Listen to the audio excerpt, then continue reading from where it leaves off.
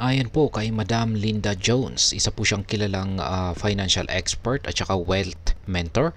Si XRP, ayan, XRP train has left the station. Yan po yung kanyang aktual na sinabi. Pero ano nga bang ibig sabihin nito? At ano po ang susunod na destinasyon para kay XRP? Kaya aalamin po natin kung paano ito makakaapekto sa atin bilang mga Pinoy crypto traders at investors na XRP. Pero bago po tayo magpatuloy, ay nais ko lamang po munang bigyang linaw ang aking disclaimer kung saan ang nilalaman po ng video na ito ay hindi po ito isang financial advice. For education and information purposes lamang po ang layunin nito. Yan, bakit nga ba nangunguna si XRP sa bull run?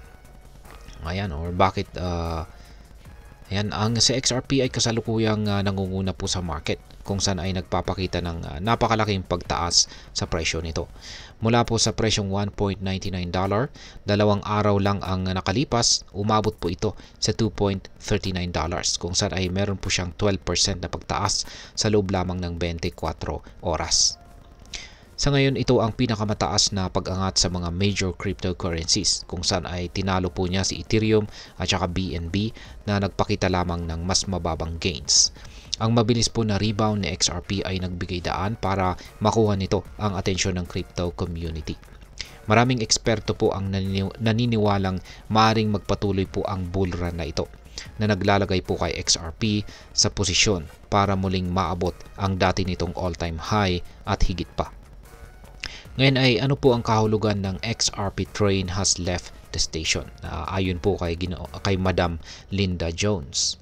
Ayan, ang pahayag na XRP train has left the station ay nangangahulugang tapos na ang pagkakataon para bumili kay XRP sa mababang presyo.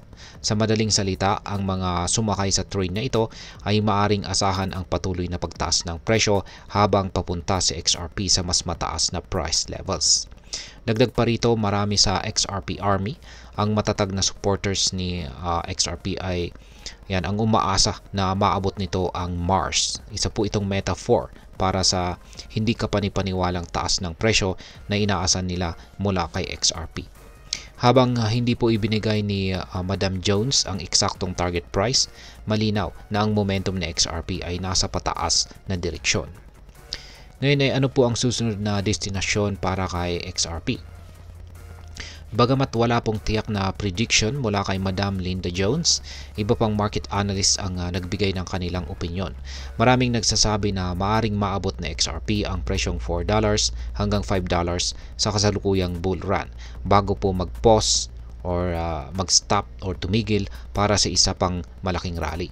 Ang range na ito ay nangangahulugan ng 100% na pagtaas mula sa kasalukuyang presyo. May mga analyst din tulad po ni Charting Guy na naniniwalang si XRP ay maaring lumampas or malampasan si Ethereum or malampasan yung kanyang market cap. Gayunpaman, kasalukuyan pa rin itong may malaking agwat na $273 billion mula kay Ethereum. Para maisara ang gap na ito ay kailangan pong umabot ang presyo ng XRP sa $7.20 kung saan ay nangangailangan po ng mahigit 200% na pagtaas. Ngayon ay may pag-asa pa bang umabot si XRP sa presyong $100? Ayan, ayon po kay Madam Linda Jones, si XRP ay may potensyal na maabot ang presyong $100 sa long term. Ngunit nilinaw niya na hindi ito mangyayari sa kasalukuyang cycle na ito. Sa kabila nito, ang posibilidad ng pag-abot sa double-digit price range ay nananatiling mataas, lalo na kung magpapatuloy po ang malalaking paggalaw sa market. At ngayon ay ano po ang maaring maging epekto nito para sa atin bilang mga Pinoy crypto traders at investors ni XRP. Una ay syempre ang oportunidad sa kita. Ang patuloy po na pagtaas ng presyo ni XRP ay nagbibigay po ito ng oportunidad para sa mga kasalukuyang may holdings or hawak nito. Gayunpaman, ang mga nagbabalak na bumili ay dapat maging maingat dahil ang mataas na presyo ay may kasamang mas mataas na risk. Pangalawa ay ang market confidence. Ang bullish sentiment na nagdulot po ng balitang ito ay maaaring magbigay ng positibong epekto sa kabuuang crypto market, kung saan ay maaaring magpataas ng interest sa iba pang mga tokens. At ang panghuli ay ang regulatory implications. Bagamat may mga positibong momentum si XRP, mahalagang tandaan na ang regulatory environment ay maaari pong magbago at makaapekto sa presyo nito.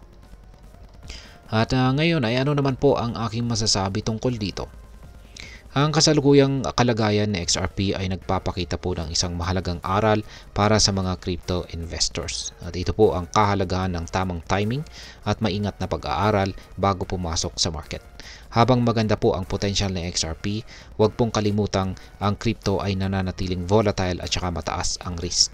Kaya sa lahat po ng mga Pinoy crypto enthusiast, maging informed, mag-research at laging planuhin ang ating investments. At ayan, hanggang dito na lamang po tayo sa video na ito mga ka-crypto. Sana po ay inyong nagustuhan ang aking paliwanag sa video na ito. Kung inyo po itong nagustuhan, pakiclick lamang po ang like button nito. Marami pong salamat sa panonood. Ingat po tayo lagi at God bless po sa ating lahat.